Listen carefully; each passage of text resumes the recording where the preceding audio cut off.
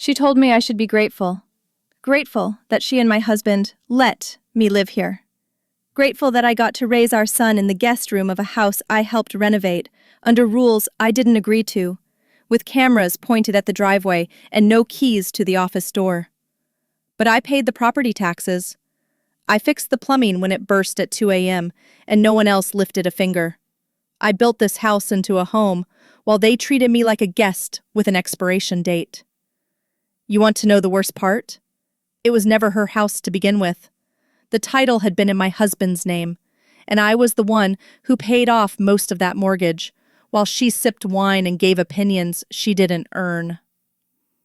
Until one day I checked the deed and saw a quiet change. Her name on my home. No one warned me. No one asked me. But they forgot one thing. I'm the quiet one who reads the fine print. This isn't a meltdown story. It's a takedown. Not loud, not violent, just strategic. And when the dust settled, let's just say the locks got changed, and not a single tear was shed. If you've ever been told to sit down and smile while someone else rewrote your life, this story is yours too. Subscribe now, because next, I'll show you exactly how I took back the house. One signature at a time.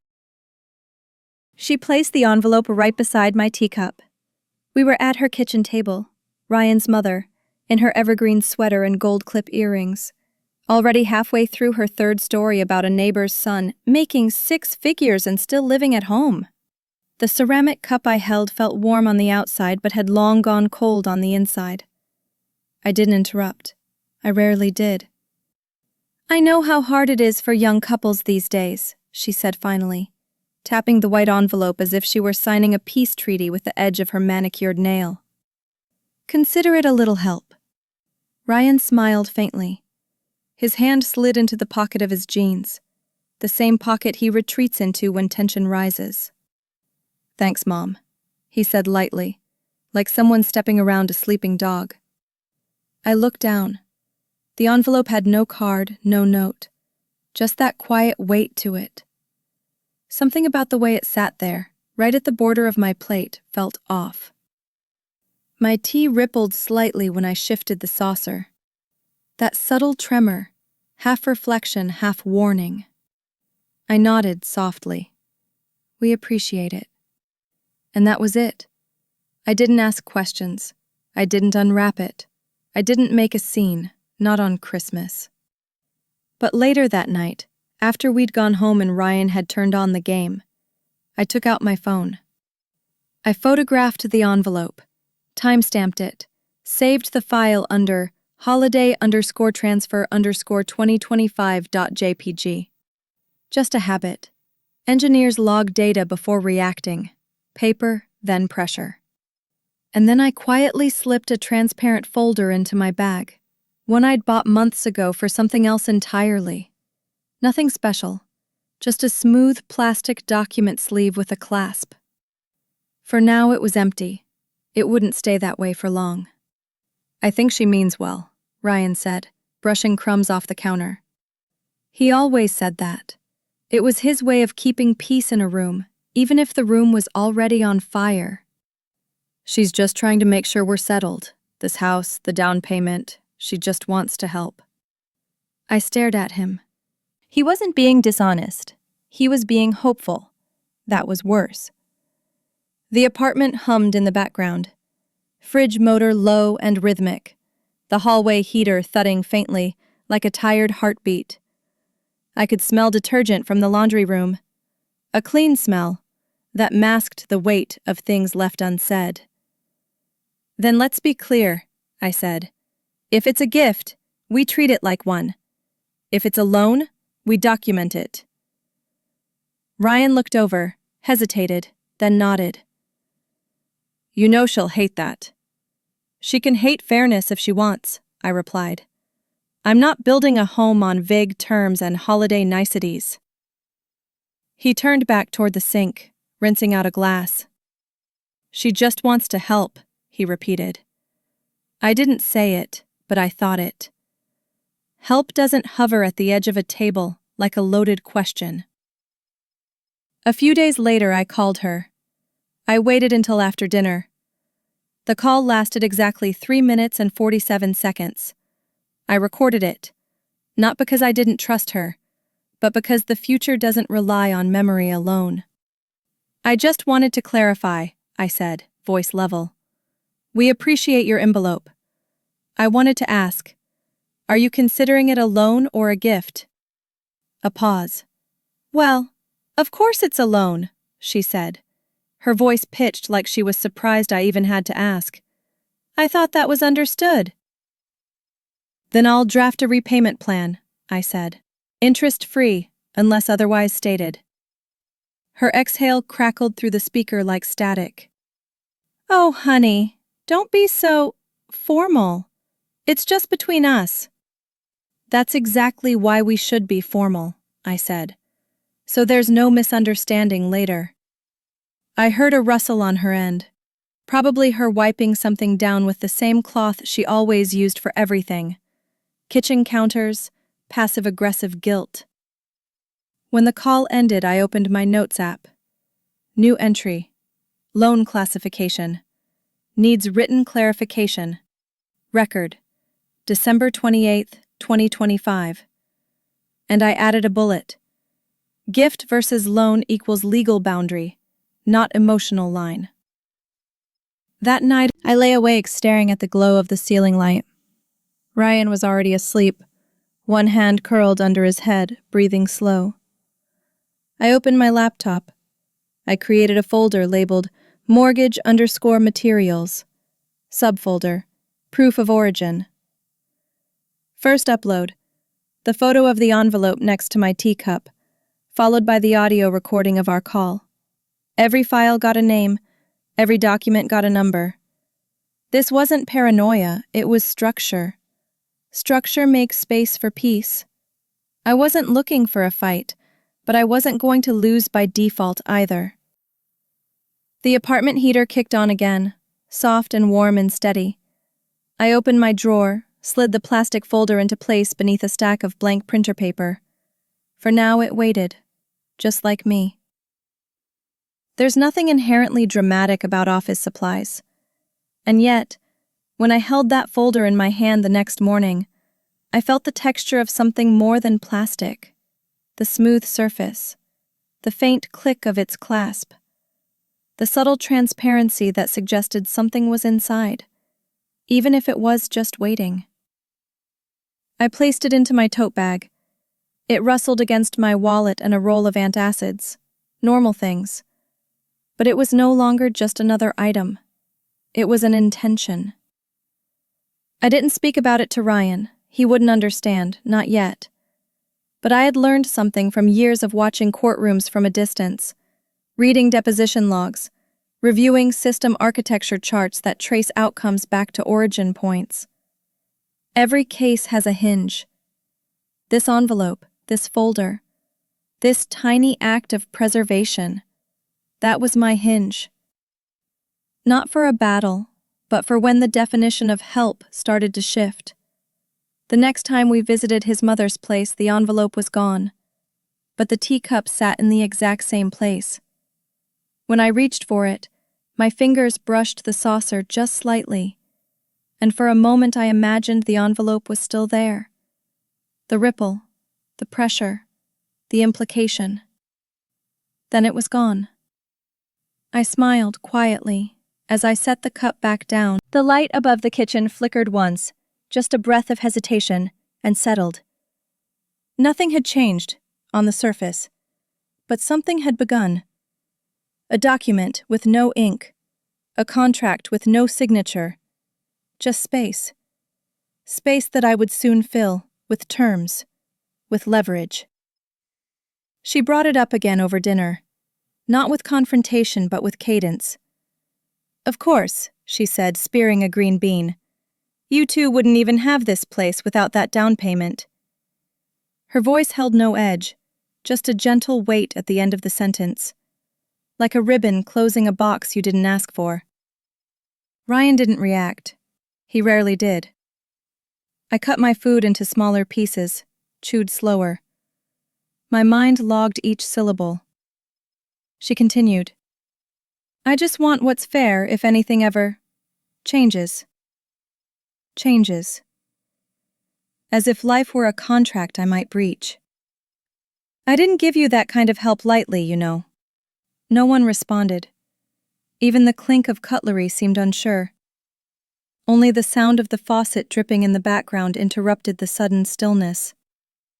She wasn't just stating facts. She was redefining terms, quietly switching gift to claim.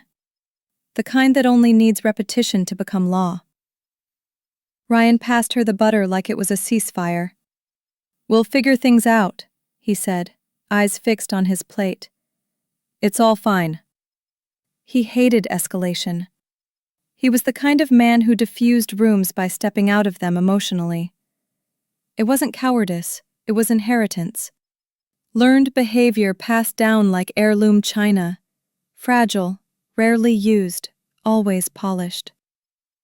His mother nodded, accepting the butter, her tone shifting back into mildness.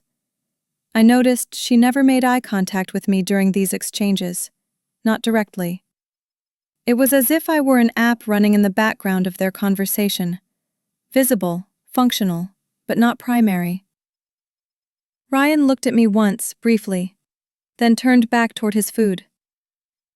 Later that night I asked him, Did you hear what she said? He nodded. She's just being herself. Which in his vocabulary meant, let it go. But I was past letting it go. I was preparing to hold the line. The next afternoon, I called her. Same soft tone, different intention.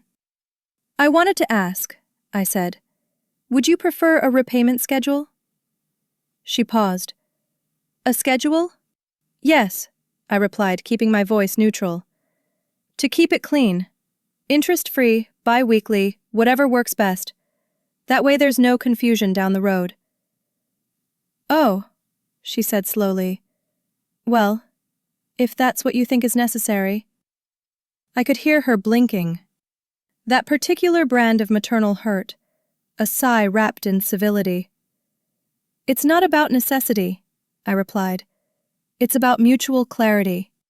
That phrase made her uncomfortable.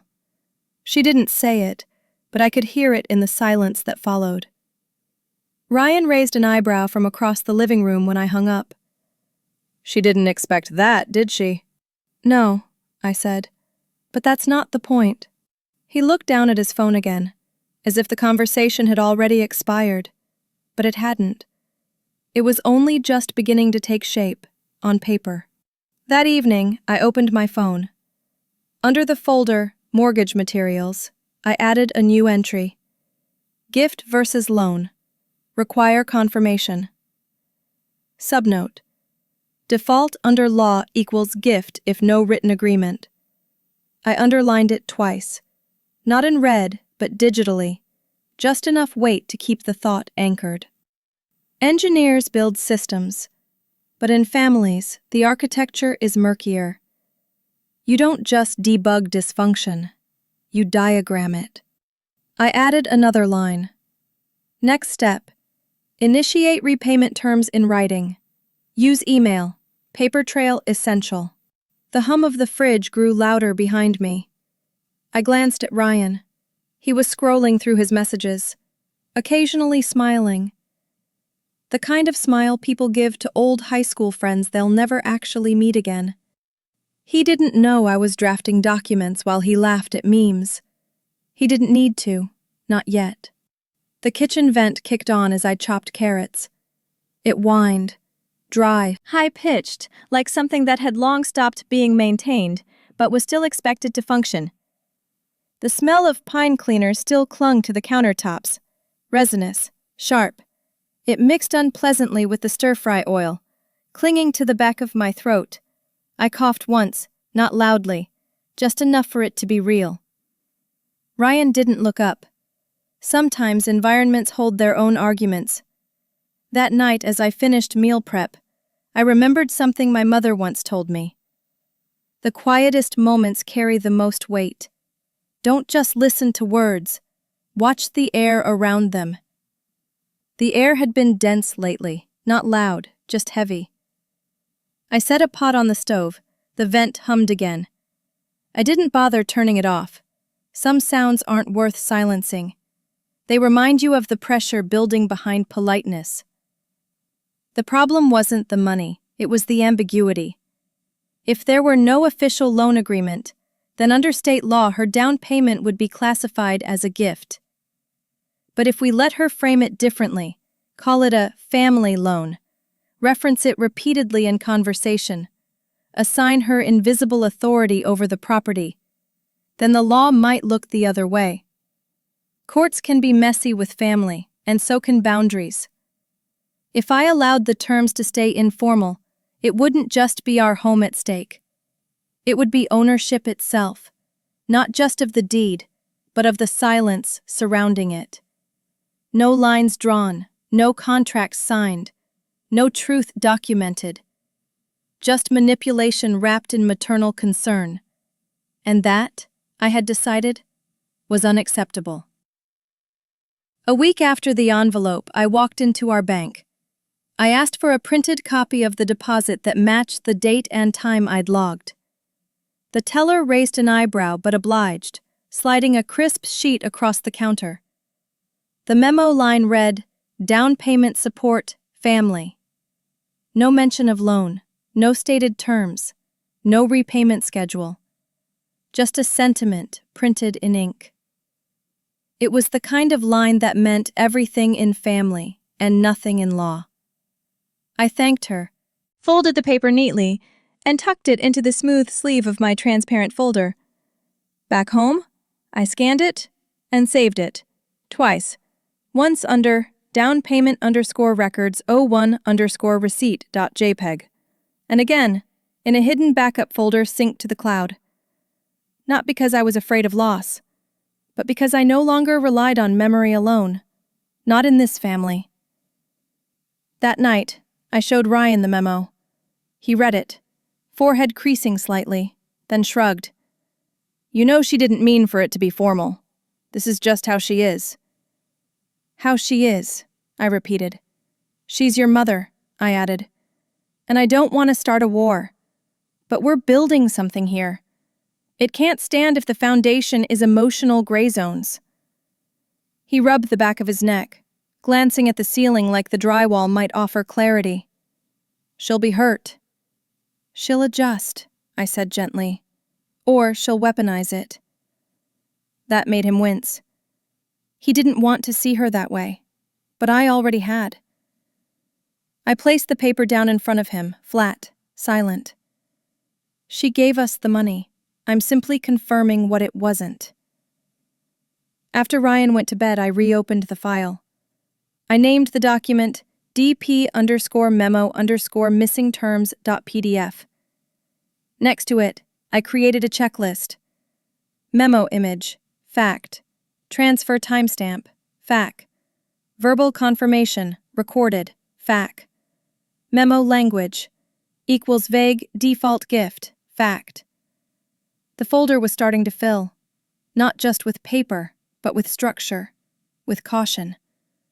With the kind of preparation that mothers-in-law confuse for distrust, and lawyers call foresight. I wasn't angry. I was precise. And if anything should go sideways, I wanted a paper trail that walked itself to court without ever needing me to raise my voice. Quiet women aren't quiet because they're weak.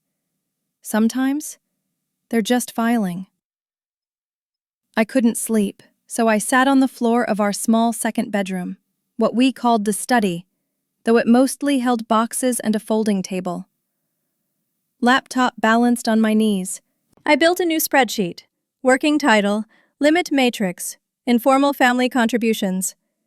Column headers, date, contributor, amount, intent, stated, legal proof, backup location.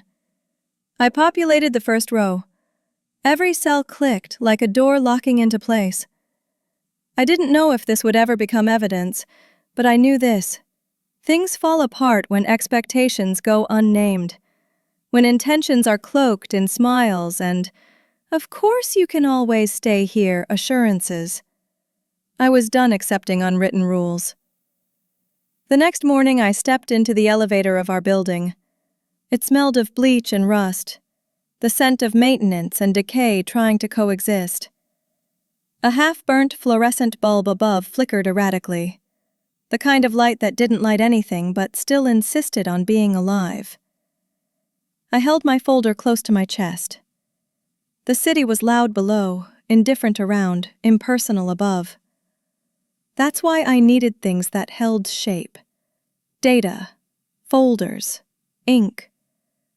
As I descended floor by floor, I thought, if families used contracts more often, we'd hurt each other less. Not because contracts build love, but because they protect it from corrosion. When I reached the bank again later that week, I didn't ask for anything sentimental. I'd like to schedule an appointment with a manager, I said, to ask about property ownership documents and family contributions, clarification only. They nodded and handed me a card. Tuesday, 10 a.m., room 2B. I logged it in my calendar with a single word in the description field. Intent. Because that's what this was really about. Not money, not even boundaries. Just clarity. The kind you write down, duplicate, and store in a folder before someone says, "I thought we had an understanding." She never said it outright. Instead, she hovered near the window, wineglass in hand, the reflection of the chandelier slicing her face into fragments. "I just hope," she said, swirling the drink, "you remember who helped make this home possible." It wasn't accusation, it was seed planting, her favorite form of control. Ryan smiled politely. "Of course, Mom." Her eyes flicked to me. "I know you're grateful too, dear. I'm sure you feel the same way." I lifted my gaze. "Gratitude's not in question." "Oh, I didn't mean it like that," she replied, the way people do when they mean exactly that. The hum of the fridge stretched into the silence. A dog barked somewhere outside. There it was, that tightening air again. When she left the room, I stared at the spot she'd stood. The wineglass had left a faint ring on the counter. A perfect circle. Small, precise. Unerasable without effort. Like her version of generosity, it always left a mark. The next morning, I opened a new email. Subject: Repayment Schedule, Draft. I stared at the blinking cursor for a full minute before typing. "Dear Mrs. Hall, I'd like to formalize our repayment plan to avoid any misunderstanding later. Please review the attached draft." Polite, neutral. Impossible to twist into disrespect. Ryan walked past, still in his undershirt, coffee in hand. "You're sending that to Mom?" "Yes," I said.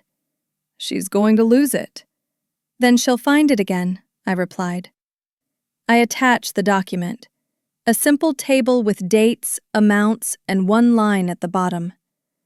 This agreement is non-transferable and non-enforceable beyond its repayment terms. He exhaled. "You sound like your lawyer." I smiled slightly. "I don't have one. Yet." Click. Send. That evening she called. Her tone was thin, like paper stretched over glass. "So formal, dear. Don't you trust me?" "I trust clarity," I said evenly. "It saves relationships." She laughed softly. "Well, that's a cold way to see family." "Warmth doesn't require confusion," I said. Silence. Then, "Ryan, you should tell her how these things are usually done. Families don't write contracts." Ryan's voice from across the room. "Maybe they should." I watched the muscles in his jaw tighten after he said it. There was a long, delicate pause, The kind that doesn't heal, just pauses the wound. Then she hung up. After the call, I opened my notes again. New entry. Observation. Formality equals threat to control. I underlined it. Then below, conclusion. Keep tone soft. Let documents do the talking. I typed another line, the one that steadied me most. Agreeing to write it down equals refusing to be rewritten later. The sound of the washing machine thumped faintly through the wall. A steady rhythm, mechanical, reliable. It was the only sound in the apartment that didn't depend on emotion. I leaned back and closed my eyes. No confrontation, just calibration. That was how you won peace, by defining terms before someone else defined you. The next morning I walked to the corner cafe with my laptop bag. The air was heavy with roasted coffee and exhaust. 2 kinds of fuel, both burned too fast. I opened the email again, rereading the draft. No edits needed. Outside a garbage truck clanged. Somewhere above a dryer vent hissed. The city was a circuit. Noisy, impersonal, honest. I preferred that. Machines didn't guilt you for being precise. When I returned home, the apartment was quiet. Only the distant hum of the shared laundry room seeped through the walls, that low, persistent vibration that felt almost alive. It reminded me that systems keep order not because they care, but because they're built that way. People could learn from that. That night I printed the signed draft. When I placed it on the counter, the refrigerator compressor kicked on behind me. A low rumble, then a sharp click. A sound like punctuation. Ryan looked up from the couch. "You hear that?" "Yes," I said, folding the page into the folder. "It's settling," he said. "New cycle." Maybe he meant the appliance, maybe not. The paper slid perfectly into place and the noise stopped. Suddenly. Absolutely. The kind of silence that isn't peace, just confirmation. I spent the morning researching. There's a government site on financial contributions in real estate. Dry, spare, no frills. My kind of place. No blinking ads, no family guilt laced into margins. Just law. I typed, Family down payment classification. The result? In the absence of a signed loan agreement, the amount is presumed a gift. Full stop. I read that sentence 3 times. Then once more, slower. I copied the line into a document titled Statute Supporting Gift.pdf. I pasted it again into my Notes app, under a bold header, If it's not signed, it's not owed. The language was impersonal, but it spoke clearer than any Christmas dinner. Ryan passed behind me with a bowl of cereal. "Still on that?" I didn't look up. "I just want us safe." He didn't reply. The spoon clinked once against ceramic, then quiet again. I tapped the screen and stared at the clause. There was a strange comfort in it. No judgment, just boundary. I dialed the number of a real estate attorney I found online. Her name was Ms. Lane. Her voice had the cool, unhurried tone of someone who never needed to raise it to be heard. "I'd like to set up a structure for a property currently in joint family discussion," I said. "Gift or loan?" she asked. "That's unclear," I answered. "Then you're wise to call." I explained the situation in low, measured tones. She never interrupted. When I paused, she said simply, "You're not alone. More women are protecting homes with trusts now, especially when help becomes leverage." Her words hit like truth told softly. She outlined next steps. I took notes rapidly. Define ownership, prove full repayment, establish real estate trust, assign sole trustee, add residential conditions. I asked, "Can I be the only manager?" "Yes," she replied. "You should be." After we hung up, I opened a fresh email draft. To myself. Subject. Intent statement. Ownership management. I typed, I want full management over the property I help secure. I respect contributions, but I require clear delineation. Love is not a lien.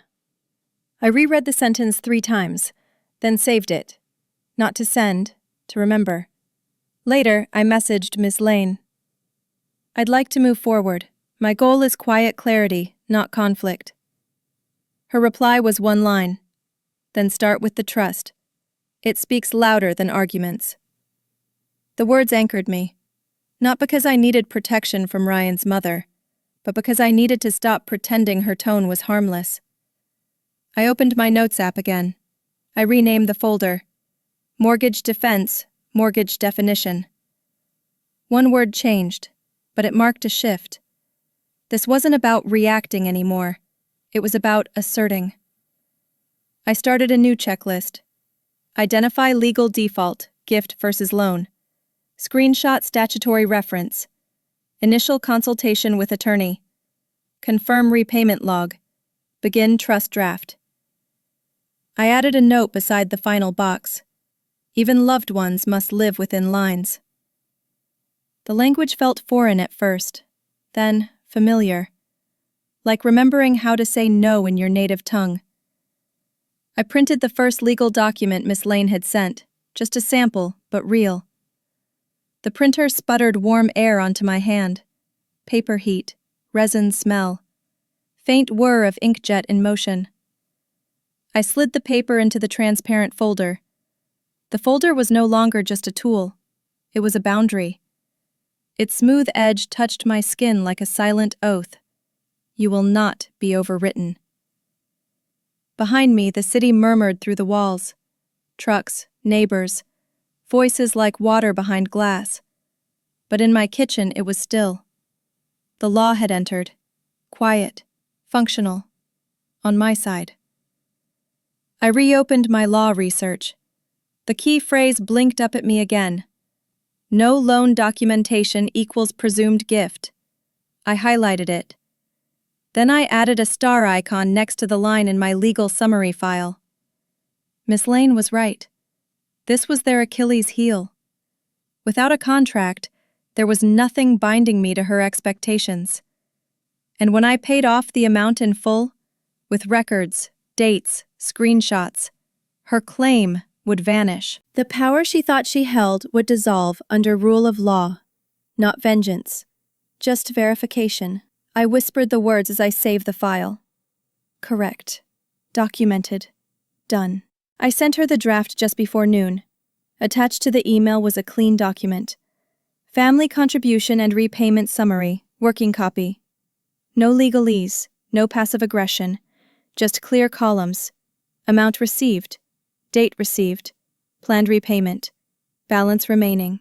Below that I included a brief note. This summary is not a contract, but a reflection of mutual respect and transparency. Please review, and let me know if you'd like changes. It was the most diplomatic version of a boundary I could draft. I hit send, then stared at the screen. Love, when mature, lives better in clarity than in chaos. When we blur things for the sake of peace, it just invites confusion to unpack its bags. And confusion, I've learned, always overstays. Her reply came 4 hours later. The body of the email was 1 sentence. I already told you, it was a loan. The word was in all caps, as if shouting through the screen, as if trying to pound the word into the soil before the ink dried on anything else. I read it twice, slowly. The rest of the message was empty, just loan. Loud, ungrounded, standing alone. No signed terms, no agreement. No details. Just the hope that if she repeated it enough times it would become law. Ryan read over my shoulder. She's upset. She's staking territory, I corrected. There's a difference between emotion and strategy. I was learning which one she played better. I wrote back within the hour. Thank you for confirming. In that case, I suggest we sign a simple repayment agreement, including a nominal interest rate and clear due dates. That way, I won't risk appearing ungrateful or informal in returning the debt. There was no sarcasm, no emphasis, just a hand extended, wrapped in legal silk. I hit send. Across the room, Ryan said nothing. His silence was shifting, no longer passive, just suspended. Sometimes, silence isn't agreement or avoidance. It's a man between his mother and his wife, unsure which version of right to protect.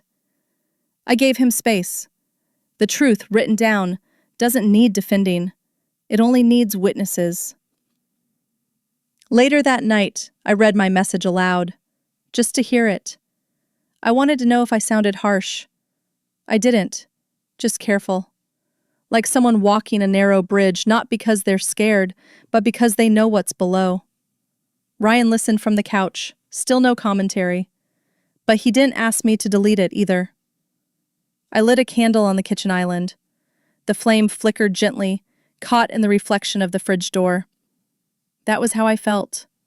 Not burning, not cold, just alive, defined by a boundary of wax. Sometimes tone is everything. You can cut someone without ever raising your voice. The hallway light outside our apartment flickered once that night. Not out, just a blink. As if the building itself were clearing its throat. I noticed it while brushing my teeth. The flash hit the bathroom mirror just long enough for my eyes to catch. I paused, then kept brushing. Not every flicker is a warning, but some are. Especially when you've trained yourself to watch patterns. I added a new line to my notes app. Environmental cues equals nonverbal pressure. Track changes. Not paranoia, just pattern awareness. That hallway hum, that flicker, those were the rhythms of a home where emotion had no place to hide anymore. If she refused to sign anything, I knew what it meant. It meant she wanted the power without the paperwork, the influence without accountability. It meant the loan would be emotional, forever renewable, called in at holidays and family dinners and baby showers with whispers like, "Remember who helped you? Remember whose money that was." But once it's on paper, it becomes finite, manageable. It becomes a debt that ends, not a guilt that grows. That was the gamble. Either we signed together and built clarity, or I signed a loan and built protection. Either way, I was done with spoken agreements and kitchens. By Monday, I'd scheduled the first automatic transfer. The amount wasn't large, symbolic more than anything. But it would appear every 2 weeks like clockwork. No reminders, no just checking in texts. Each payment labeled clearly: repayment, down payment, gift. Gift, not loan. A deliberate irony. I watched the confirmation email appear in my inbox, time-stamped, archived, categorized. To most people, that screen would look sterile. To me, it was safety rendered in pixels. I renamed the folder, paidinfull.log. On the top row, I typed a single note: completion equals freedom. The phrase calmed me more than prayer ever could. This wasn't about defiance. It was about reclaiming peace through paperwork. Because nothing says independence like an automatic deposit that owes no one an explanation. In the evening, I opened my budgeting spreadsheet. Column after column of quiet order: mortgage, utilities, groceries. Then a new section I titled Emergency Leverage Fund.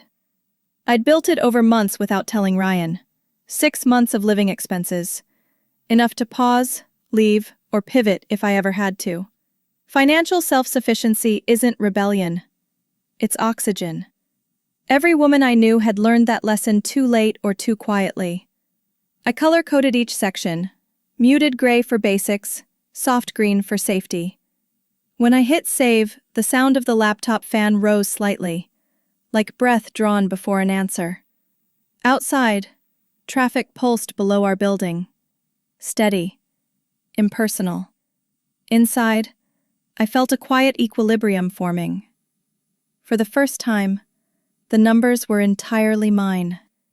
That night, Ryan leaned against the counter, watching me tidy up the receipts. "You're over-preparing," he said softly. "She's not out to get you." "She doesn't have to be," I replied. Intent doesn't matter. Structure does. He frowned, rubbing the edge of a mug between his fingers. You sound like my accountant. I sound like someone who's been cornered politely. He looked up at me. His eyes were kind, tired, conflicted, but kind. I don't want you and Mom to turn this into something bigger than it is. It already is, I said. He didn't argue, because somewhere he knew I was right. Fear of conflict was his inheritance. Defense through clarity was mine. We spoke little after that.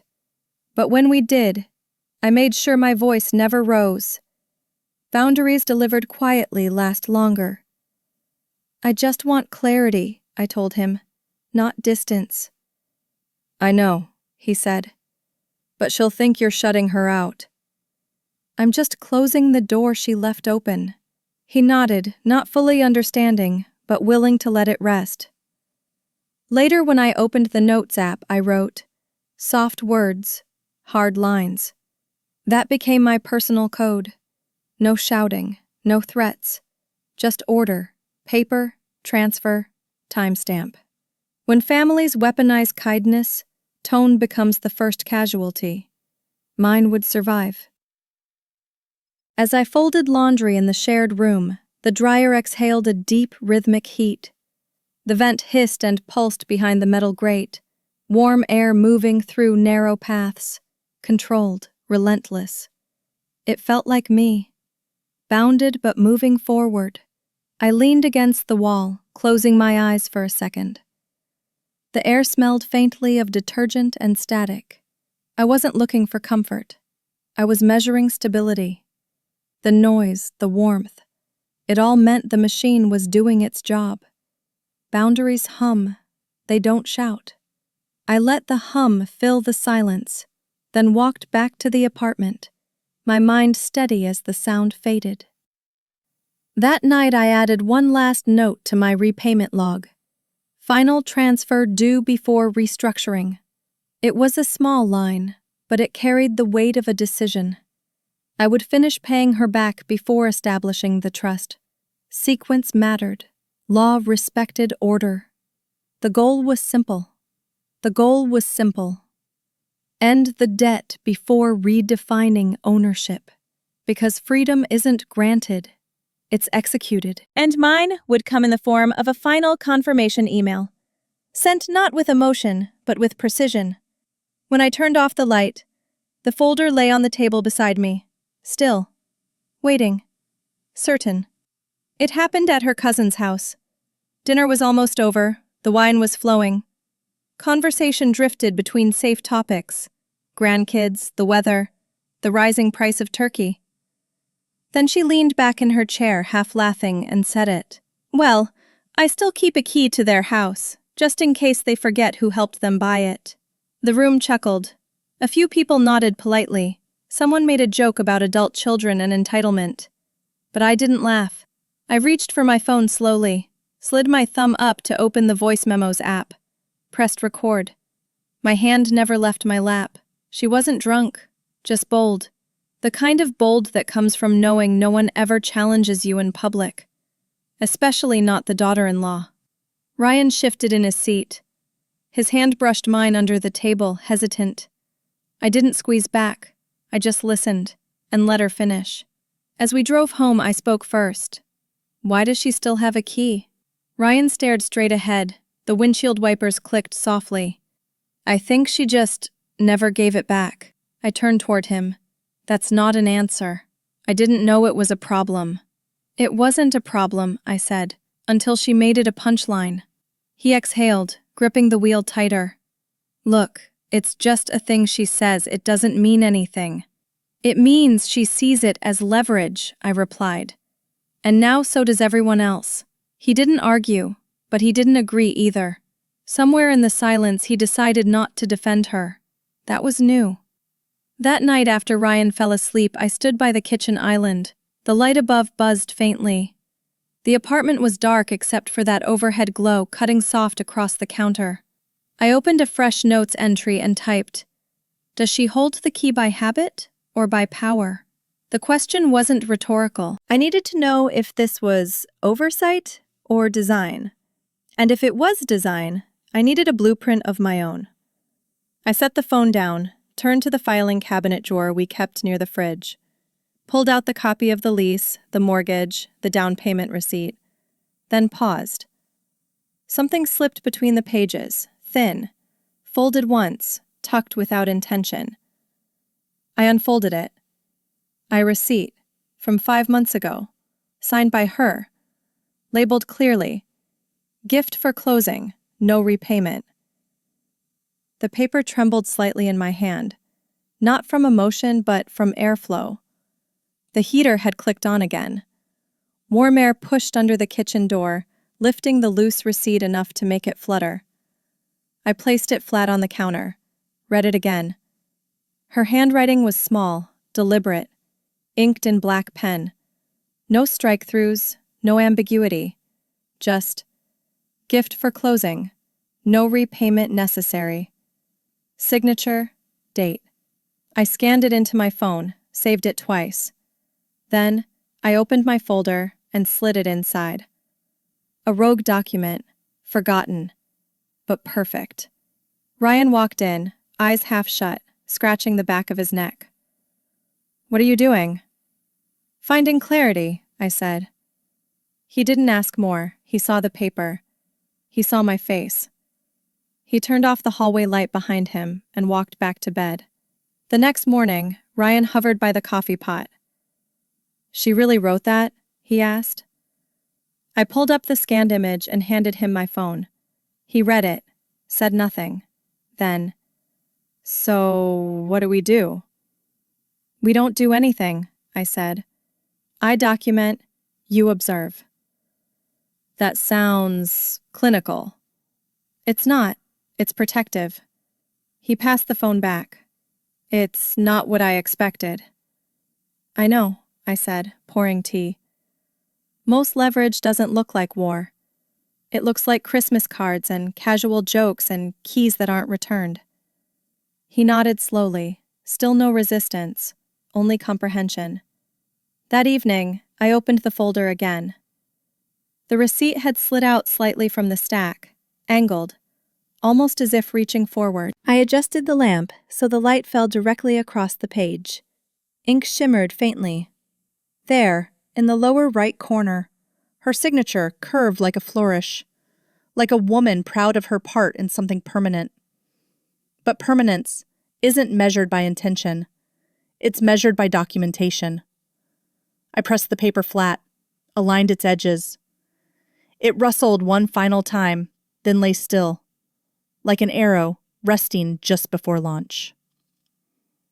By Sunday afternoon, my desk became a map of small battles. Printouts, screenshots, email chains, a copy of the gift receipt, audio transcription of her remark at dinner. I printed the photo of the envelope from Christmas and labeled it Exhibit 1, Initial Transfer, Undocumented. I wasn't planning a lawsuit, but I needed a fortress, one made of silence, dates, and paper. In the center sat the transparent folder, now weighted with proof. I added one final file, a spreadsheet of the repayment history, every dollar, every date, every transaction ID. It wasn't just neat, it was unarguable. Documentation is trust's sharper twin. It doesn't comfort, it protects. That night, I drafted an email to Ms. Lane. "I'm ready to move forward. Please advise on trust establishment and include residency clause." She replied the next morning. "Understood. I'll begin the structure. Resident access will be by invitation only, no implied or default rights." I reread the phrase 3 times. Resident access, by invitation only. It was just a sentence, but it was the sentence. I highlighted it, then wrote to her again. "Please ensure I am the sole trustee, all rights reserved, no shared management." Control wasn't about exclusion. It was about protection. When I told Ryan about the trust, he blinked. "You're really going through with this?" "Yes." He rubbed the back of his neck, a habit when discomfort crept up his spine. "I just don't want to make her feel attacked." "She feels entitled," I said. "There's a difference." He sat down at the edge of the couch. "And what if it escalates? Then we'll have structure."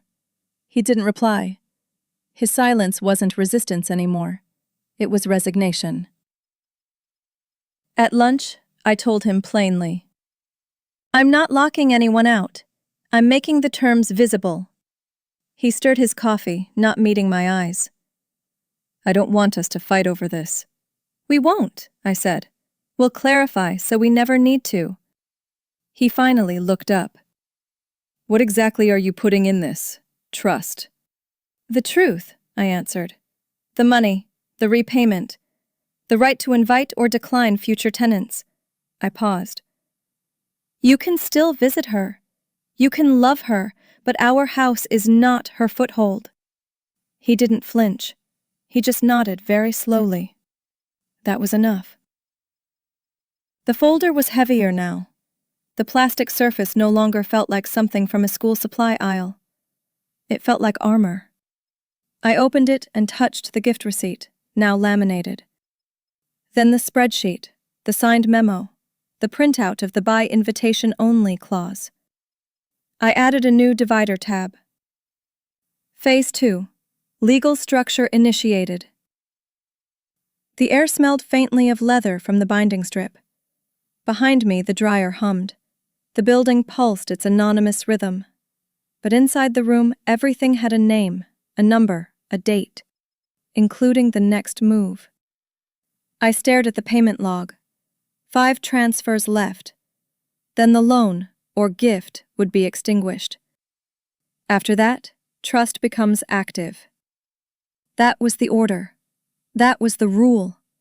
Repay first, restructure second. I labeled the file accordingly. Last payment equals activation date.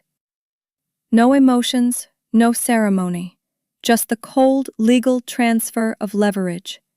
Once done, no one could claim anything, especially not with a joke in front of relatives, especially not with a key they weren't invited to use.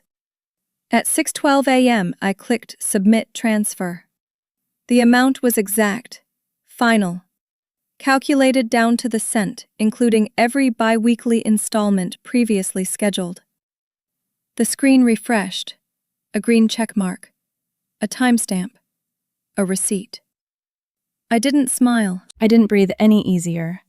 I simply took a screenshot, saved it under /final_payment/receipt.complete.png. Then I sat still. For a long minute, the only sound in the apartment was the ticking of the hallway thermostat. No celebration, no message to Ryan, no notification to his mother. This was not a performance, it was a seal. The past was paid for. The future could now begin. At 8:03 a.m., I emailed the bank. "Please confirm receipt of final repayment and attach full record of transactions from account ending in -1432. By noon, they responded. "Confirmed. Attached is your full ledger. Please retain this record for your files." I printed all 6 pages, highlighted the payment line in yellow, then printed a cover page. Paid in full. End of contribution record. I hole-punched the packet, slid it into the front of my folder behind the transparent cover. No caption, no embellishment, just law, just dates, just data. I stared at it for a few seconds longer than I meant to. Not because it made me proud, because it made me ready. I opened my encrypted email thread with Ms. Lane, attached the receipt, attached the ledger, wrote one word in the body of the message. Done. No exclamation mark, no need. 2 minutes later, she replied, "Acknowledged. Now we move forward." I added the PDF to the folder, opened a new tab in the spreadsheet tracker, named it Post-Payment Phase. At the top of the sheet, I typed, "Freedom begins with record," then closed the laptop. I didn't feel powerful. I felt precise, and that was enough. Later that afternoon, I carried the folder from the kitchen to the bedroom, set it on the nightstand. It felt heavier, not physically, but in its presence. This wasn't just paper anymore, it was armor. It was evidence of boundary. I slid it open. Inside, the final receipt page shone faintly under the lamp. The yellow highlighter caught the bulb just enough to glint. That small shimmer, like a nod from the universe. Noted, logged, sealed. I whispered aloud, "You don't owe any more." That evening, I opened the bedroom window.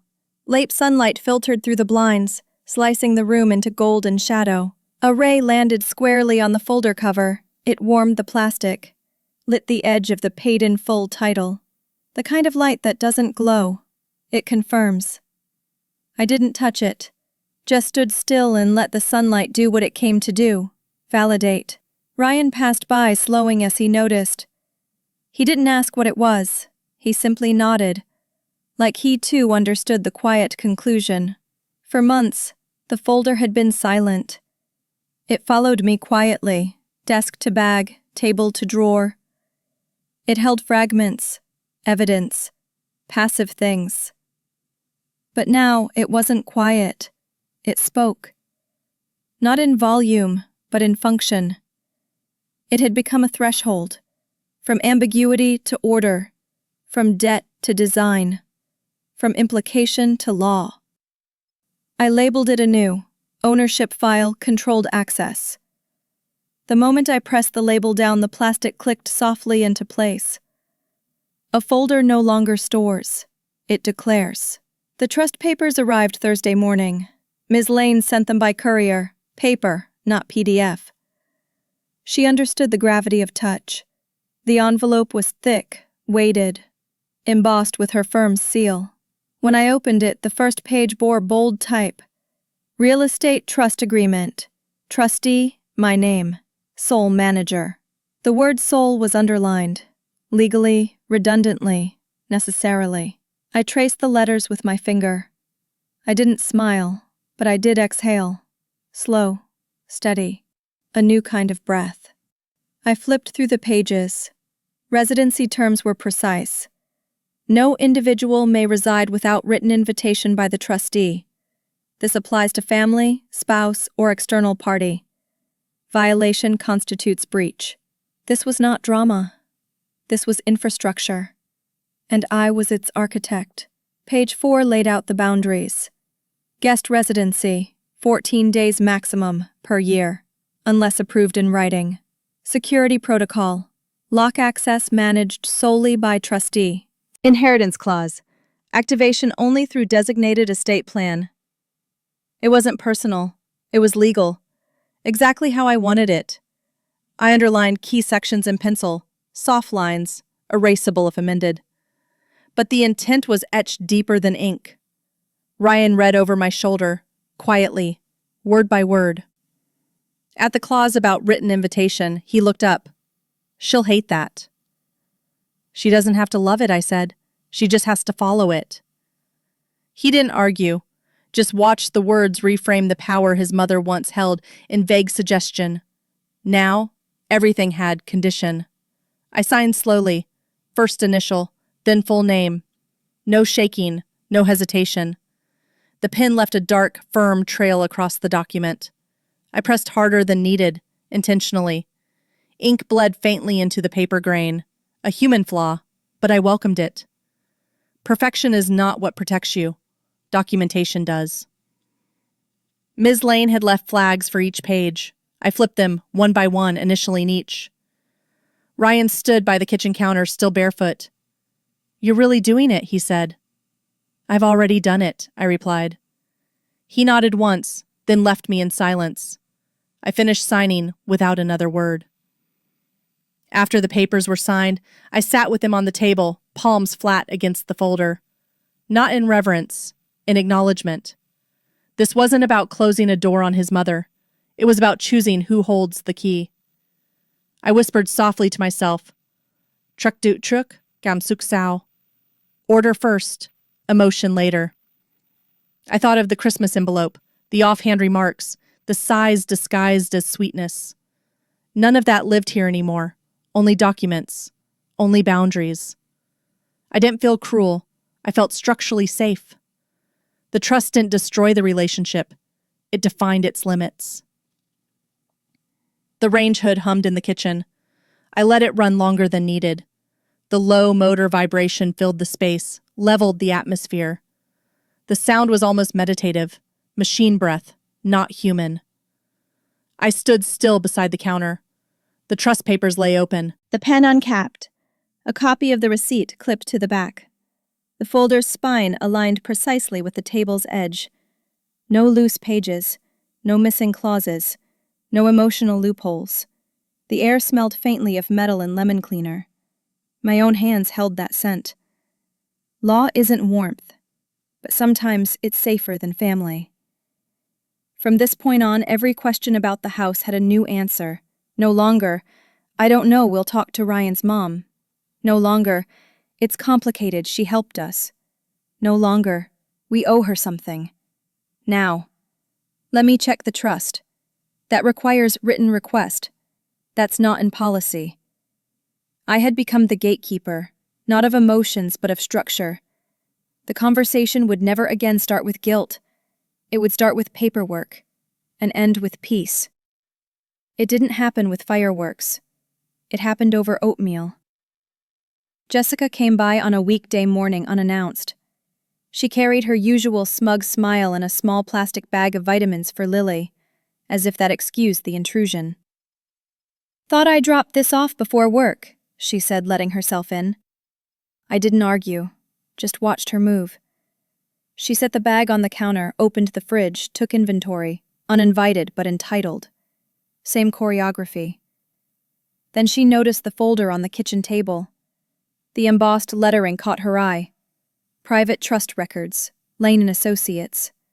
Her voice stiffened. "What's this?" I didn't look up from my mug. Legal paperwork, just house management stuff. She reached for it. I placed my hand on the folder, lightly, deliberately. "It's not for you." Jessica straightened up, her smile thinning. "I didn't know you were doing anything legal with the house. Ryan didn't mention it." "Ryan didn't have to," I said. "He's not the trustee." She blinked. "You... what?" "I'm the sole trustee," I said, lifting my cup. "Everything goes through me now." The silence afterward wasn't loud, it was dense. She tried to recover. "Well, I'm sure we're all still family. And the house was a gift." "So, it's documented now," I interrupted. "Gifts don't equal permanent residency, especially not undocumented ones." Her mouth opened, then closed. The woman who always had the upper hand in every passive-aggressive exchange suddenly didn't know the rules of the game anymore. She walked over to the table, circling it like a lawyer at deposition. "You're saying you control everything?" "Legally, yes. And if I want to visit my granddaughter, I need permission." "You need an invitation," I said. "It's in writing. 14-day maximum. After that, a written renewal." She laughed, short and sharp. "This is absurd. Ryan's my son. And I'm his wife. More importantly, I'm the homeowner of record, as trustee." She stared at me like she'd discovered a secret trap door under her feet. And for once, she was right. Except it wasn't a trap. It was a foundation, built brick by claws. She reached for her phone, perhaps to call Ryan, perhaps to text a cousin and spin the narrative first. But I spoke before she tapped the screen. "Ryan's aware. He signed the supporting documents." Jessica froze. The betrayal, if she could call it that, clearly stung deeper coming from her own son. I stood up slowly. "This house isn't a battlefield anymore," I said. "It's a structure. You want in, you use the right door, with the right key." She lowered the phone. Her mouth tightened. The fury in her eyes wasn't loud. It was surgical. I'd just performed the cleanest incision of her power. After she left, the house felt quieter. Not lighter, but contained. I returned the trust folder to its drawer, locked it. Lily was still napping. The baby monitor glowed softly beside my tea. I walked to the hallway and stared at the front door Jessica had let herself through. I turned the deadbolt, slowly. It clicked into place with a satisfaction I hadn't expected. There's a strange kind of peace in watching a storm leave your doorstep, knowing it won't return without knocking. I didn't need her apology. I had a signature. I had a clause. And now I had silence. She left without another word. Just a slight tilt of the chin, as if that could still communicate authority. But her steps were faster than usual, almost clipped. And she didn't slam the door. She shut it, cautiously, as if something had changed. Because something had. The next day, Ryan found her old casserole dish missing from the cupboard. "She must have taken it back," he said. I just sipped my coffee. She could take back the dish. She could even take back her vitamins. But she couldn't take back the deed, or the shift in power she never saw coming. It took less than 24 hours. The next morning, Ryan told me his mother had called during his lunch break, twice. She seemed confused, he said, stirring his coffee. Said something about trust documents and the deed. "She saw the folder," I replied. He set the spoon down. "She said she thought the house was a family gift, that we were all in agreement." I said nothing, because we had been, once, before she made this house feel like I was a tenant in my own life. Ryan leaned back, watching me. "She's asking if we're doing this to punish her." I looked out the window at the bare oak tree. "No," I said quietly. "We're doing this to protect Lily."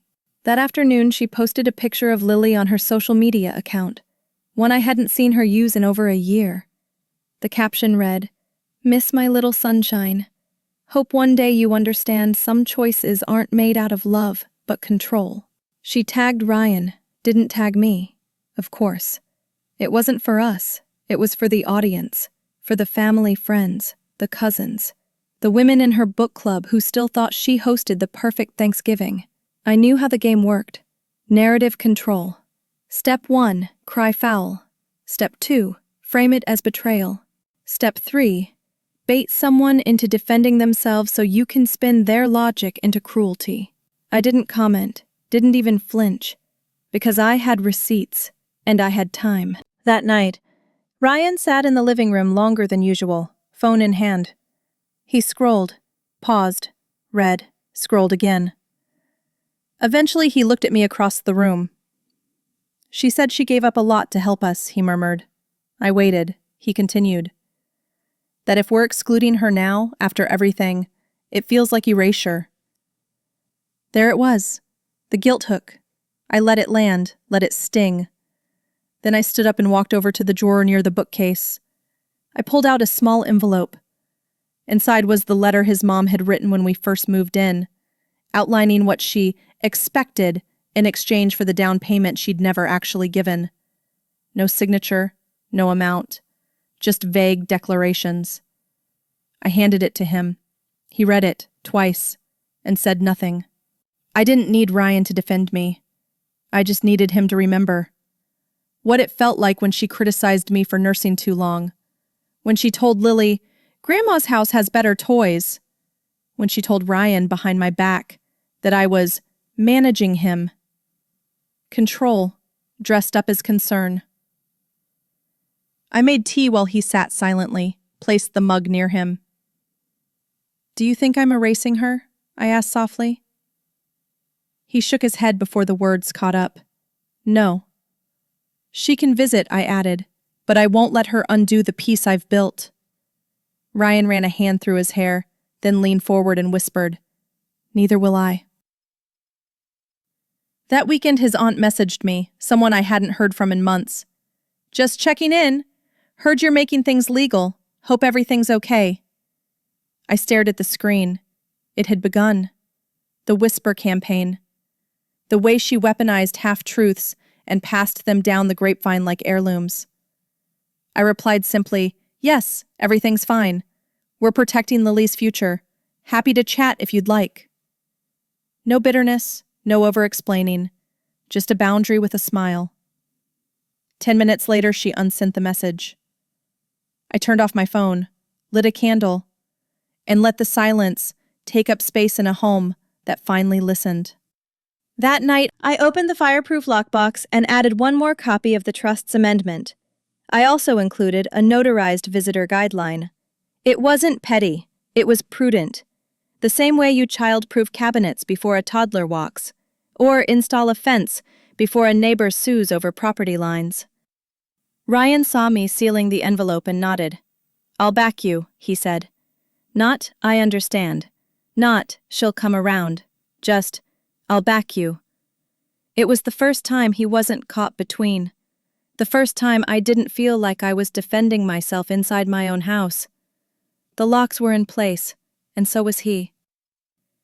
The envelope was cream-colored, embossed in gold, the kind she used for holiday parties and Lily's first birthday. Inside, an invitation, brunch at her house. Just the three of us. No mention of Ryan, no dear, no apology. Just a line in her neat cursive. "Let's reset. You'll understand once you come." I left it on the counter. Ryan picked it up later that evening. "She's trying to make peace," he said. "She's trying to get around legal channels," I replied. He didn't argue, just flipped the envelope over, then back again, like it might reveal something he missed. "She says she wants to talk face to face." "I already talked," I said, "through a notary." That night I updated the visitor clause in the trust.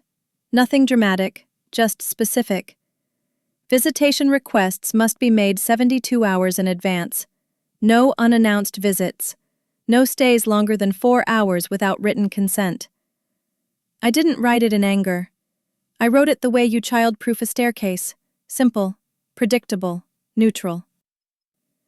Ryan read it twice, then nodded. "It's fair," he said. "And honestly, overdue." The folder sat between us on the dining table, its edges worn soft from use. Each clause was now a quiet correction, not punishment, not vengeance, just consequence and clarity. I didn't go. Instead, I took Lily to the arboretum. We walked beneath yellowing trees and fed stale bread to birds that waddled closer with every step. I let her choose a small pine cone to bring home. When we returned, the mailbox had a handwritten note. Folded once. No envelope. "You've changed." That was all it said. Not, "I'm sorry." Not, "I understand." Just blame. Boiled down into 2 words. I set it aside, opened the folder again, slid in a copy of the visitor clause with the note clipped behind it. Proof that I had, in fact, changed. And changed wisely. Later that week, Ryan got a text while we were putting Lily to bed. He read it in silence, then tucked the phone into his pocket. "Her brunch was empty," he said. "I didn't ask who showed up. Didn't need to." "She asked if I'm still her son," he added, quieter. My heart clenched, but I said only, "She's your mother. That doesn't change. But it also doesn't excuse." Ryan looked at Lily, curled beside her stuffed turtle. Then he said, "I told her she raised me to be responsible, and I am." That was all. But it was enough. 3 days later, a package arrived. No return address. Inside, a silver picture frame with a photo of Lily from last summer and a note. "I bought this. I have the receipt. Please don't keep what's not yours." No name, no warmth, just pettiness wrapped in passive aggression. I took the frame out, set the photo aside, then boxed it back up. I wrote a short response on a yellow sticky note. Returning the frame, the memory stays with us. I didn't even mail it, just left the box on her front porch. That night, I felt something inside me settle. Not anger, just closure. I placed the pine cone Lily picked on the windowsill above the kitchen sink. It was small, asymmetrical. One edge chipped where she'd dropped it in the parking lot, but it held, even when wet, even when handled by toddler hands. I looked at it each morning while making tea, a reminder that some things grow quietly, on their own timeline, without anyone's permission. And sometimes, what seems like a small boundary, like a clause, a pause, A pine cone becomes the root of everything strong. She could keep her brunch, her stories, her frame. I had my peace and my paper trail. It was a quiet Thursday. Lily napped early. The kitchen light hummed. I opened the drawer where we kept the folder and noticed something odd. It wasn't where I left it. Instead, it sat half-tucked beneath the tax records, closed, but not aligned the way I always placed it. I called out, "Ryan?" He came from the hallway. "You looking for something?" I just nodded toward the drawer. He raised his eyebrows. "I needed to check something." I didn't speak, just opened it, slowly. Inside, everything was there. Trust terms, title, visitor clause, untouched. Except for one thing. A printed message stuck in the middle with a paperclip, typed, formal. A request from her lawyer for amicable renegotiation of the trust limitations. Deadline, 2 weeks. I stared at it for a long time, then closed the folder. "Was this your idea?" I asked. "No," Ryan said, "but I think she's scared. Fear was new for her. She had ruled on familiarity, on guilt, never on consequence. Now she was rushing against the terms of a document she once laughed off." Ryan stood across from me, leaning on the sink, fingers curled around his coffee mug like it might give him answers. "She says she misses Lily." "She had time," I said. He didn't argue, didn't defend her, just exhaled like someone unlearning a habit. "I think she thought you were bluffing," he said. I didn't reply. Instead, I typed out a brief note and slid it into the folder with the letter. Per Clause 9C, terms will remain unchanged unless renegotiated with both signatures under witness. Deadline accepted. My terms still stand. I didn't raise my voice, didn't threaten. I simply held the paper and the power. She showed up that Sunday, not at the door, just stood near the edge of the driveway, like a neighbor pretending to check mail. I saw her through the curtain. Ryan stepped outside. They didn't speak for a while, just stared past each other like two people who forgot how to be familiar. Then I heard her voice, brittle. "Did she really write that?" Ryan nodded. "She's not changing it?" "She's holding the same terms you agreed to months ago." There was silence again. Then she asked, "And you're okay with it?" He didn't flinch. "I'm okay with her." She didn't cry, didn't beg, just walked back to her car without another word. The deadline passed without further reply. I didn't expect her to renegotiate. I expected her to test boundaries. But instead, she fell silent. No letters, no porch deliveries, just distance. And it felt good. Ryan noticed too. "She hasn't texted in days." "You think that's calm?" I asked. "I think it's retreat." We sat in the living room with the baby monitor humming beside us. Lily stirred once, then settled. I said quietly, "This is what peace looks like when no one's trying to steal it." He nodded, then said something I didn't expect. "I'm proud of you." And this time, I believed him. 2 weeks later, we received a certified letter. No legal threat, no arguments, just a plain envelope with one printed line. We acknowledge all clauses and will no longer contest the terms. Signed by her, countersigned by her lawyer. I handed it to Ryan. He read it, then said, "That's it?" "That's her surrender." He sat back, and for the first time in months his shoulders looked lighter. "She's not going to try again?" "Not through paper," I said. "Maybe through pity, maybe stories. But not through power." He nodded, then reached for Lily's wooden stacking rings. They clattered gently as he sorted them. Balance, color, center. He said, "It's strange how quiet feels earned now." And he was right. I cleared the fridge of old magnet notes, removed the dry erase list of visit dates, erased her phone number from the emergency contacts. There was no drama to it, just small adjustments, like pulling weeds. Ryan offered to take the old baby gate she once bought out to the garage. I nodded. "Let's store it," he said. "Just in case?" "No," I replied. "Just so we remember." He smiled, small, tired, but genuine. And that night, after we put Lily down, we watched the porch light flicker on. No visitors, no tension. Just the sound of our child breathing, and the folder in its place. Closed, respected, intact.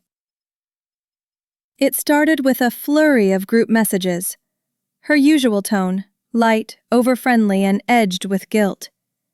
"Hey love, wondering if Lily needs new boots for winter." Then, "Thinking of getting tickets to that puppet show she liked last year." And finally, "Miss you both. Can we plan a Sunday lunch soon?" No mention of the trust, no mention of the letter. Just cheerful attempts to reset the tone. I didn't reply. Neither did Ryan. For 3 days the chat pinged and pinged until it stopped. She must have realized we were no longer clapping for her performances. And like any stage actor without applause, she exited quietly. Ryan opened a new message thread, just me and him. He titled it, "Our Real Plans." In it, he shared Lily's daycare updates, forwarded dentist appointments, and attached a PDF titled Budget Goals 2026. "This is what a clean start looks like," he said. I tapped a heart on the message, then sent a voice note. "You know she'll escalate, right? Guilt didn't work. Next is probably the family." He replied almost instantly. "She already called my aunt." "What'd she say?" "That I've become cruel, that you've isolated me." I smiled, not because it wasn't painful, but because it was predictable. "She's trying to rewrite the script," I said. He paused, then typed, "She doesn't realize we threw out the old script." The invitation came through Ryan's cousin, some fundraiser brunch at a church hall, the kind with raffle baskets and lukewarm coffee. "She asked for you and Lily," the cousin said. "Said it'd be good for appearances." Appearances. The words sat sour in my mouth. I didn't reply right away. Instead, I looked over at Lily, crouched on the rug stacking blocks by color. She had no idea there was a performance being scheduled around her.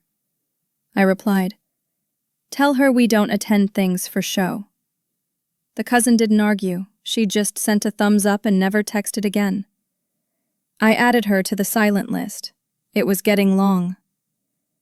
That week a check came in the mail. Not a bill, not a letter. A refund. From a summer camp Lily never attended, but her grandmother had prepaid for without asking. The note inside was one line. "Since you insisted on clarity and control." Signed only with her name, not Mom. It was the first time in years she used that tone. Sterile, transactional. I stared at the check. Ryan said, "Cash it." I shook my head. "Keep it, but don't deposit." "Why not?" Because one day she'll say she gave us that money. And I want the receipt that says we never cashed it. Truth, printed in ink. Sometimes that's stronger than love. The garage light flickered again, not from motion, just an old bulb giving out. Ryan stood in the driveway, arms crossed, watching it struggle. "You want me to replace it?" he asked. "No, not yet." "Why?" "Because it reminds me," I said. "Of?" "Everything she used to come for. The car pulling in late, the drama arriving early, the excuses, the tension. Now it was just light, fading, dim, but honest." He looked at it again, then turned off the switch inside. "I like it better off." "Me too." That evening we made mushroom pasta and ate it in silence, comfortable silence.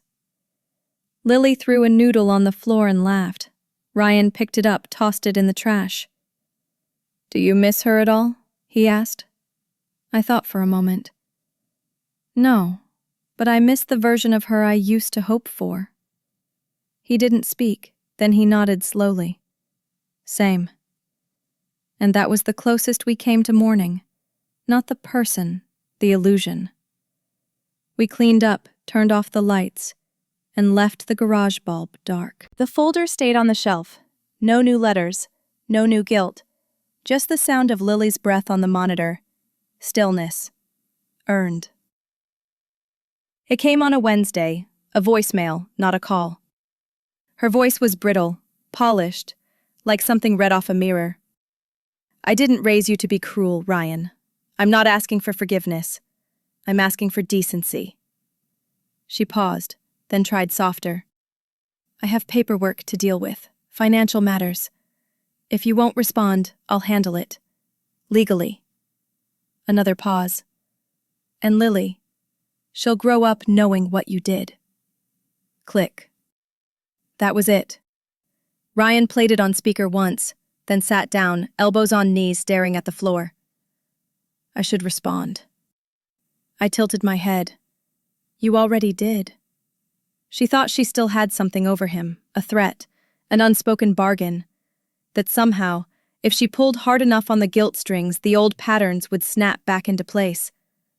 But something had shifted. Ryan walked to the kitchen drawer, opened the file marked mortgage and property titles, and took out a sealed envelope, one I hadn't seen before. He slid it across the table.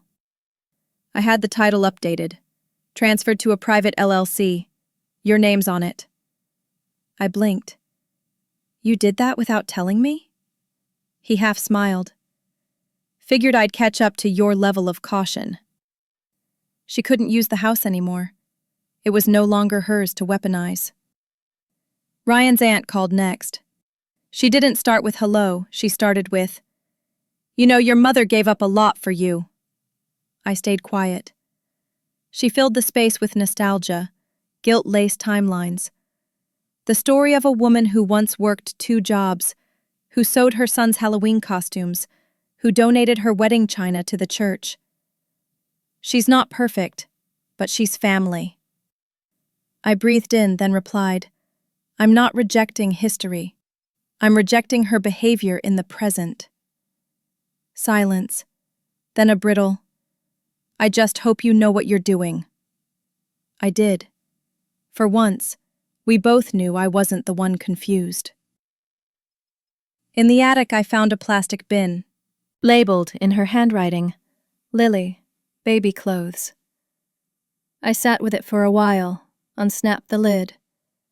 Inside were onesies, bibs, and a soft blanket I hadn't seen since Lily's first nap in the hospital. All washed, folded, organized by size. It smelt faintly of lavender and attic dust. A note sat on top. Someday, she'll want to know how much she was loved. It should have broken me, but it didn't. Because love isn't what you pack in boxes.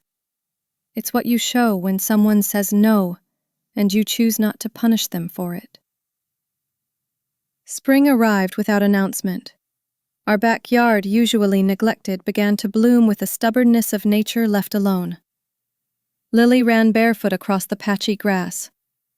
"Mommy, there's worms!" I smiled. Ryan was patching the fence. "You think she'll try to come back?" he asked. "She might." He nodded. "I won't let her inside." I looked up. "No need to say it out loud. You already chose." He tapped the fence post in rhythm with the hammer. A new boundary. Not out of rage, but from repair. The garden didn't miss her hands. It just needed room to grow. Dinner was quiet. Just roasted vegetables, lemon water, and Lily humming between bites. Then Lily asked, "Why doesn't Grandma come over?" Ryan's fork froze midair. I watched him, wondering which story he'd choose, but he surprised me. "She made some mistakes," he said gently. "And sometimes people need space to grow." Lily nodded like it made perfect sense. "Like the plants?" "Yes," I said. "Exactly like that." We didn't say her name again. That night we threw out the last takeout menu she had magneted to the fridge. Small thing, but it felt like painting over the past, without bitterness, without ceremony, just living forward. She didn't call anymore, but the letter came. Folded twice, no return address, just our names in blocky blue ink. Ryan placed it on the table like it might explode. I opened it. Inside was a single sheet of yellow paper, typed, not handwritten. "I will no longer pursue any claims regarding the house or financial disputes. I wish you and your family well. I hope, someday, you'll remember me kindly." No signature, just space. Ryan didn't speak. He just stared out the window for a long time, then said, "That's the first kind thing she's done in 5 years. And maybe the most sincere." I thought I'd feel triumphant, like a clean finish line had been crossed. Instead, the house felt too quiet that afternoon. The wind moved through the kitchen screen, fluttering the curtains like something had left. Not someone, but tension. Even the air changed. Ryan busied himself reorganizing the pantry. Lily stacked books into a crooked tower and asked if she could paint the garage door like a castle. I nodded. "Yes, baby. It's your kingdom too." Freedom isn't always loud. Sometimes it's the silence after a war you didn't start, but finally stopped participating in. That silence? It's holy. Her absence became part of the schedule. There was no more checking for missed calls. No more tense Sunday afternoons. No new email for records. Just life. I saw it clearest when we took Lily to her first school performance. Ryan was buttoning her coat, tying her shoes, brushing the ends of her hair smooth with his hands. No audience, no pressure, just pride. No one took photos on their phone to guilt post later. No forced hugs for pictures. No weaponized smiles.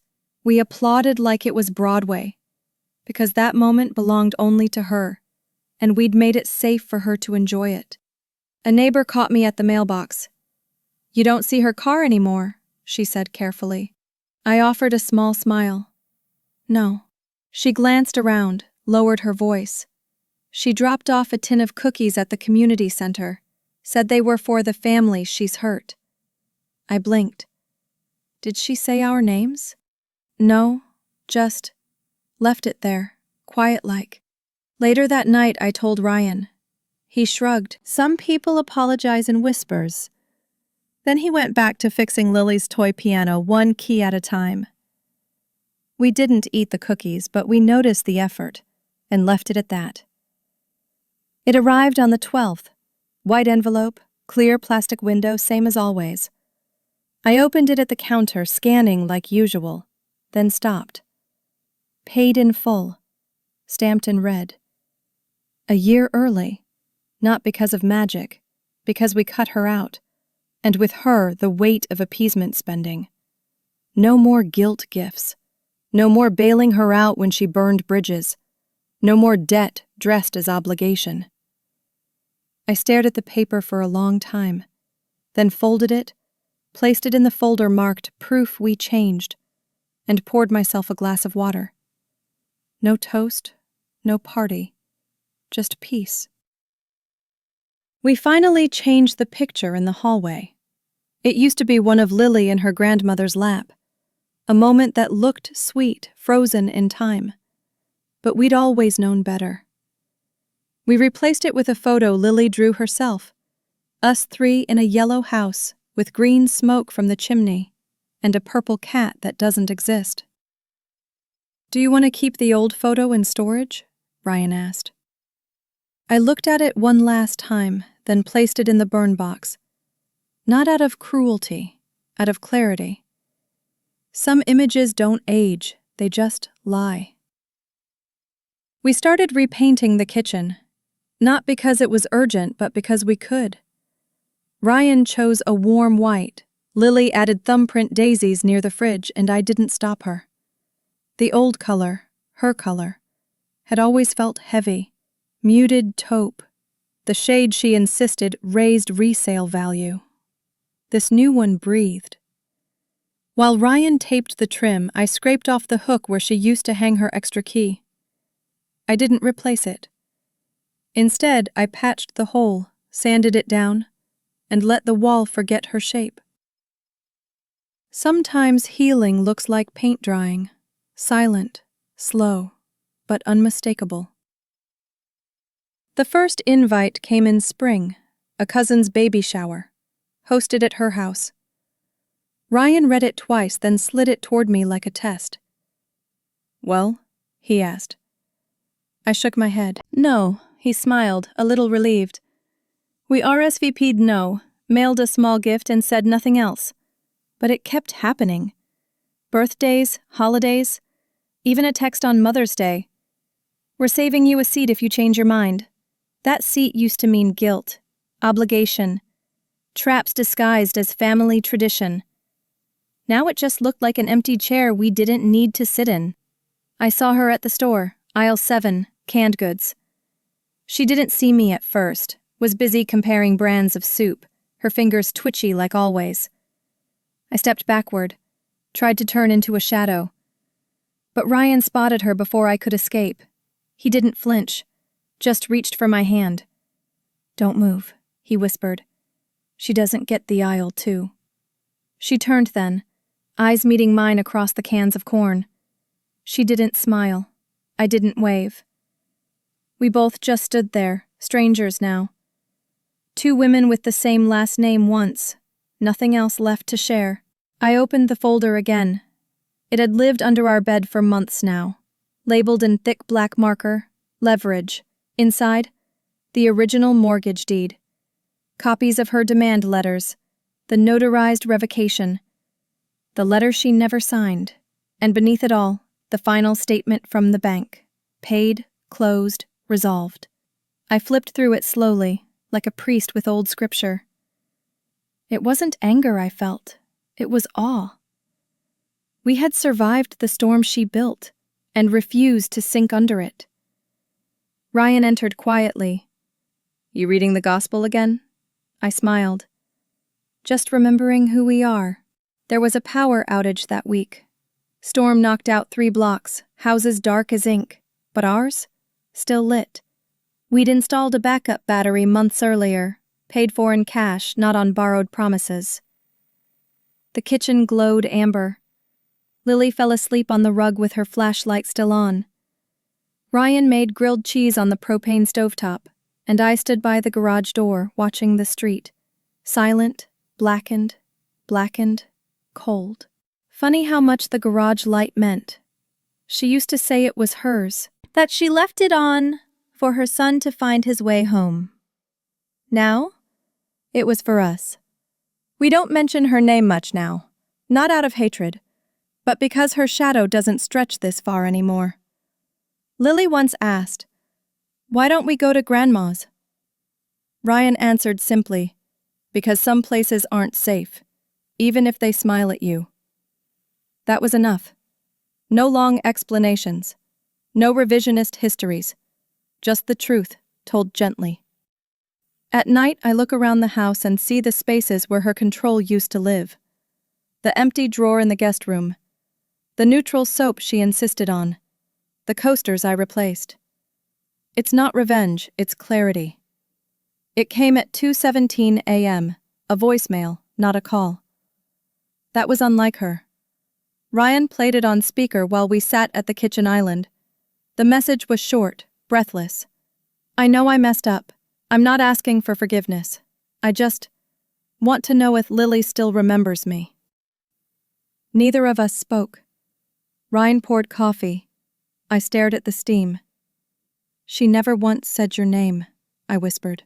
Not once. He didn't reply. Not because he didn't care, but because he knew some wounds can't be answered with words. We didn't call back. That silence was our answer. Lily's school had us fill out a family contact form. Parents, grandparents, emergency contacts. Ryan handed me the clipboard. I checked mother. Wrote my full name, number, email. Then father. His details. Grandparents? I left it blank. A week later, her teacher asked gently, "No grandparents nearby?" I smiled. There are people nearby, but not the kind you want around a child. She nodded, didn't press. There's a kind of clarity that doesn't need defending, just quiet acknowledgement. We drove home that day without music, just the hum of a family choosing peace. A young couple moved in next door. He wore thick glasses, she had sleeve tattoos. They planted herbs on the first day. One afternoon she knocked on our door. "Hi, I made extra lemon bars, my grandma's recipe. We just wanted to say hey." I took the plate. Warm, tangy scent rising. Ryan appeared behind me, Lily clinging to his leg. The woman knelt down. "Hey, sweetheart, I'm Julia." Lily looked at her curious, and just like that, a stranger was kinder than someone with blood ties. Sometimes kindness is just not being afraid of softness. It was bound to happen. At the farmer's market, while I held Lily's hand and pointed at tomatoes, she appeared at the other end of the stall. Older, more careful in how she dressed. She walked toward us. I didn't move. Ryan caught up a second later. He saw her too. "Don't do anything," I whispered. "Just let her try." She stopped a few feet from us. "Lily," she said softly. Lily looked up, then at me. I knelt beside her. "Sweetie," I said gently, "this is someone Mommy and Daddy don't talk to anymore." That was it. No fight, no scene. She turned around and left. It sat in my email inbox for weeks. A scanned copy of the final release form from the mortgage company. No balance. No liens. Subject line, "Congratulations, you own it." I opened it one evening, alone, glass of water in hand. Scrolled slowly. There it was. The line that mattered. Lien holder, none. No one had a claim on this house anymore. Not legally, not emotionally, not maternally. I printed it, tucked it in the folder we kept in the fireproof safe, and exhaled a breath I hadn't realized I'd been holding since the day we moved in. Lily had trouble sleeping. She asked about the lady from the market. I tucked her in tighter. "Remember how we talked about being careful with who we let into our heart?" She nodded. "Some people want to love you their way, not the way you need." She played with the hem of her blanket.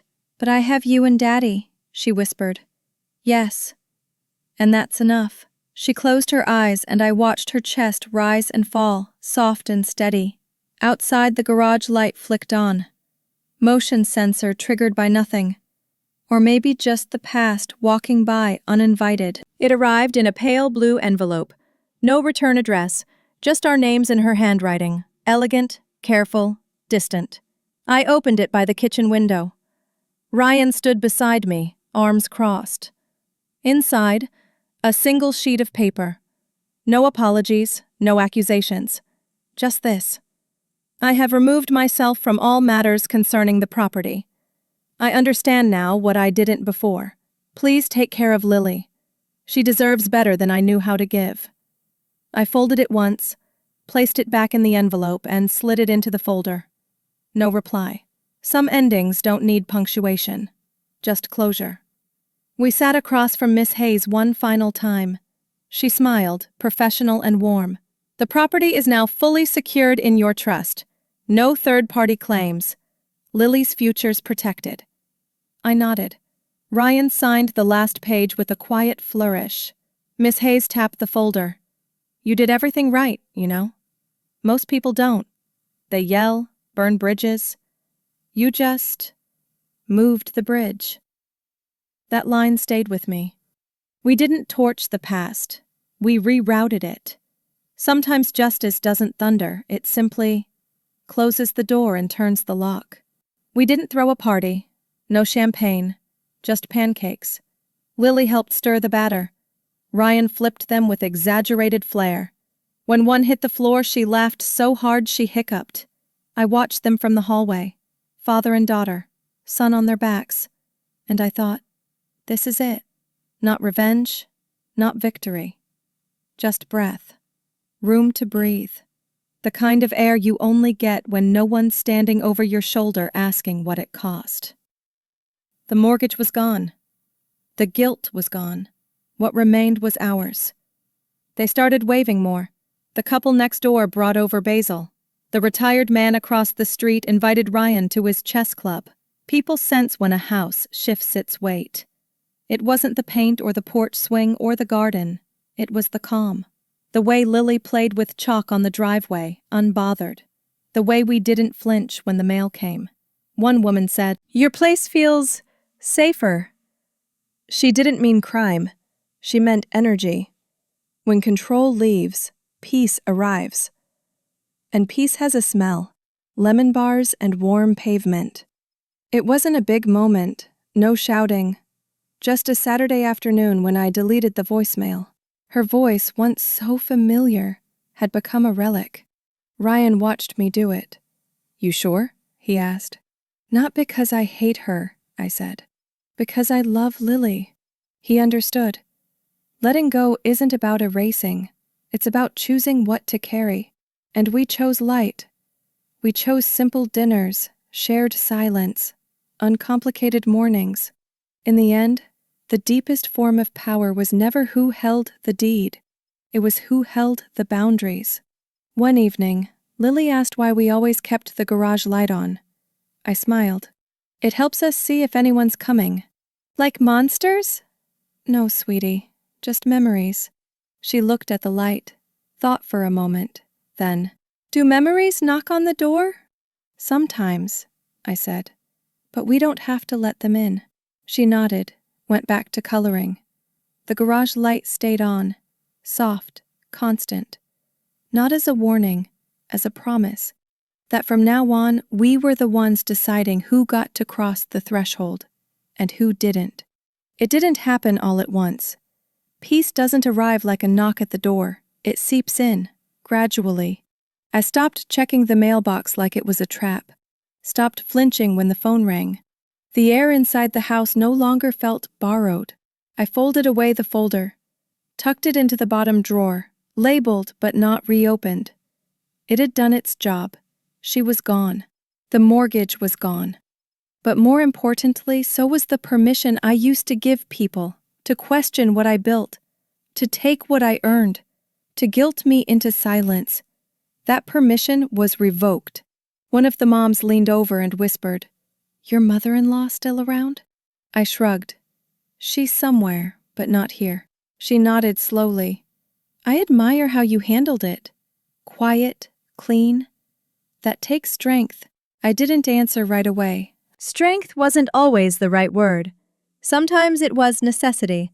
Sometimes it was exhaustion, finally put to use. "Thanks," I said. "We just needed the space."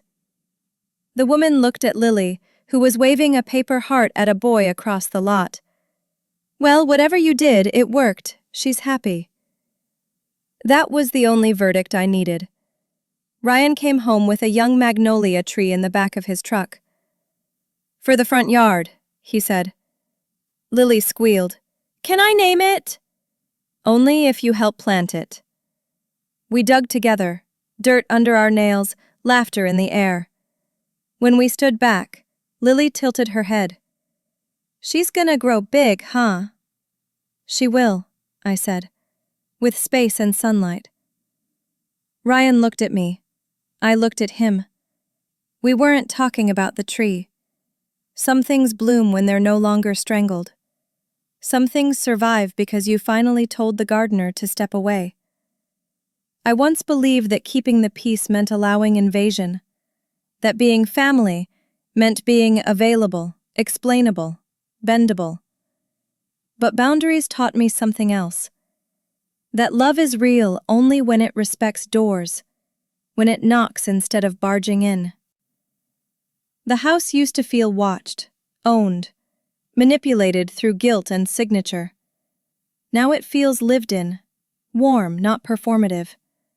A place where Lily can spill juice without fear of judgment, where I can hum in the kitchen without second-guessing whose footsteps I hear. A house is made of walls, but a home, it's made of lines no one dares cross. We never mentioned her to Lily unless Lily asked, and when she did, we told the truth. "She loved you the best way she knew how," Ryan said once, gently. "But sometimes people confuse control with care." Lily nodded like it made perfect sense. Because she hadn't grown up around control. She'd grown up in the aftermath of it, in the correction of it. I didn't need to explain trust funds or deeds to her. All she needed to know was this: that no one could take her home from her. Not through guilt, not through paperwork, and certainly not through silence. It was dusk. Ryan and I sat on the porch steps, coffee in hand. Lily was drawing chalk rainbows on the sidewalk. The garage light blinked on, soft and automatic. I smiled. Ryan bumped his shoulder to mine. "You think she ever really thought we'd fold?" I thought about that. Maybe she had. Maybe everyone like her does. They count on kindness to be naive. They don't expect kindness to come with contracts, cameras, and clarity. I took a sip. "No," I said. "But we didn't fold. We redrew the map." And with the garage light glowing behind us, we watched our daughter, free, certain, unbothered. It was the kind of ending they don't see coming. But we did. God, she doesn't speak to me anymore. Not since the court date. Not since the judge looked at the paperwork I brought in, a quiet stack of receipts, loan transfers, and the original deed, and ruled in my favor. Not since the locks were changed. Not since the silence finally returned to the house. And you know what? That silence is beautiful. Because it isn't empty. It's peaceful. No more comments about how I raise my child. No more hints that I don't contribute enough. No more pretending. I didn't need revenge. I needed clarity, boundaries, paper trails. And now, I have them. If you've ever felt like you were living under someone else's roof, even when you were paying the bills, know this: you're not alone. And you're not powerless. You just need the right leverage, the right moment, the right kind of quiet. Tell me in the comments, have you ever had to stand up to someone in your own family? And if this story made you feel seen, heard, or just a little more powerful, hit that subscribe button. Because stories like this, we need to keep telling them until they stop sounding familiar.